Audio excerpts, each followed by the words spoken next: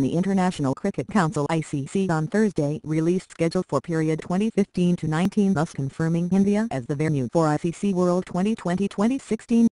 The ICC board, which was meeting for the first time this year at its Dubai headquarters, also allotted the 11 March 3 April 2016 window to conduct the World Cup for this newest format of cricket. India had already won the rights to host the 2016 edition, and it's expected that the next year, the tournament will follow the one used 2 years ago in Bangladesh. Last April, the ICC announced that following the success of 2014 ICC World Twenty20 in Bangladesh, the same format will be used for the next edition too. The tournament will have a group stage to be competed by the qualified associate teams along with the 2 lowest-ranked test sides. Each winner from the 2 groups will play in the tournament proper, Super 10.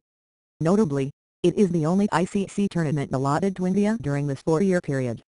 The qualifiers for the ICC World Twenty20 2016 will be held in Ireland and Scotland from July 6, 2016. Please subscribe the video,